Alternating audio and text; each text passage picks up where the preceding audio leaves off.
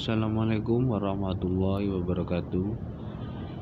Perkenalkan, nama saya Mukti Fikri Al-Fawaid, perwakilan dari kelompok 1, akan praktikum tentang ekosistem darat. Sebelumnya, kelompok kami ini terdiri dari 7 orang. Yang pertama itu Ibu Vina Yuniar Asti, Ibu Ihda Huzaima, Ibu Putri Yuliasari, saya sendiri Mukti Fikri Al-Fawaid, Bapak Eko Hadi Purnomo, Ibu Fudidian Anggraini, dan Ibu Rosita Suryaning Tias. Tujuan praktikum kali ini ialah membandingkan komponen yang terdapat pada ekosistem darat alami dan buatan. Alat dan bahan yang diperlukan dalam praktikum ini cukup sederhana, yaitu kaca pembesar, barometer untuk mengukur suhu, alat tulis untuk mencatat hasil pengamatan. Cara kerja yang kita lakukan yang pertama, menentukan ekosistem darat alami di sekitar tempat kita atau tempat tinggal kita. Mengamati komponen abiotik meliputi suhu, udara, pencahayaan, angin, dan jenis warna pada tanah. Menggunakan barometer untuk mengetahui suhu udara, untuk mengetahui keadaan pencahayaan, angin, atau tanah menggunakan perkiraan saja. Kalau tanah ini menggunakan perkiraan saja. Kemudian catat data pada tabel dalam lembar kerja. Amati komponen biotiknya, seperti makhluk hidup yang ada di sekitar lingkungan atau ekosistem tersebut. Catat jenis tumbuhan sebagai produsen yang ada namanya dengan nama latinnya, dan juga mencatat jenis hewan sebagai konsumen yang ada di ekosistem, baik yang tetap maupun yang singgah, termasuk hewan-hewan yang berukuran kecil. Amati lebih teliti hewan-hewan yang lebih kecil menggunakan kaca pembesar. Catat data pada lembar kerja dan buat kesimpulan umum tentang perbedaan pada kedua sistem tersebut. Dari hasil pengamatan yang kita amati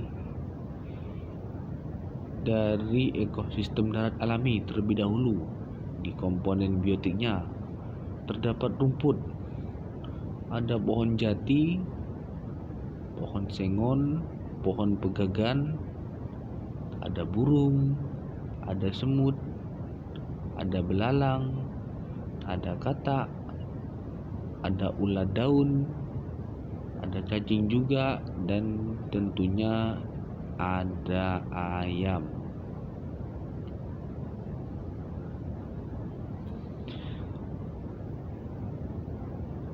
Komponen abiotiknya terdiri dari 3 komponen.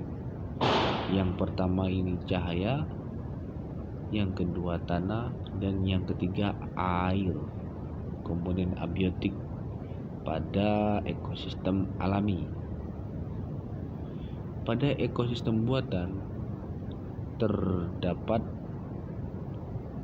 3 komponen biotik, yaitu yang pertama padi, yang kedua pohon mangga, dan yang ketiga ialah pohon pisang.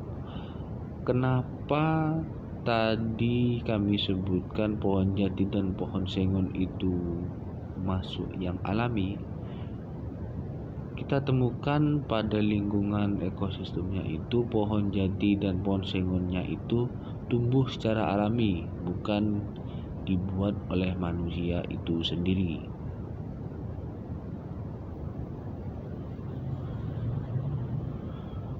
Hasil pengamatannya yaitu komponen abiotik ekosistem darat alami. Abiotiknya suhu dengan suhunya yaitu 28 derajat Celcius karena ini masih pagi pengamatannya. Yang kedua yaitu cahaya, kondisi keadaan cukup, anginnya semilir, tanahnya subur dan juga agak basah. Dan yang kelima yaitu air mengalir. Kenapa air ini kita masukkan ke komponen ekosistem darat alami? Karena air tersebut sudah ada atau bukan buatan dari manusia. Yang buatan dari manusia yaitu sepinggir-pinggirnya saja. Kalau sungainya itu tetap dari alam atau alami. Kemudian komponen biotik ekosistem darat alami terdiri dari luput, tumbuhannya, hewannya burung, pengurainya rayap.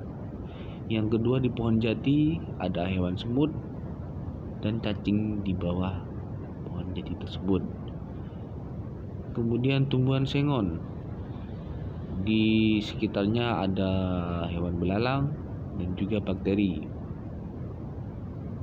Tumbuhan pegagan ini hewannya ada katah, ada ulat, dan pengurainya yaitu jamur. Komponen abiotik ekosistem buatan tidak jauh beda dari ekosistem alami, suhu 28 derajat Celcius, cahaya yang cukup, angin yang semilir, tanah yang subur dan agak basah, dan air yang mengalir. Komponen biotiknya yaitu ada padi tadi, ada pohon mangga, ada pohon pisang pada tumbuhan, dan pada hewan ada ayam, ada burung, ada katak dan ulat. Pengurai dari komponen biotik ekosistem buatan ada bakteri dan jamur. Pembahasan hubungan timbal balik antara komponen biotik dan komponen abiotik yang terjadi pada alam seperti pada hutan merupakan ekosistem alami.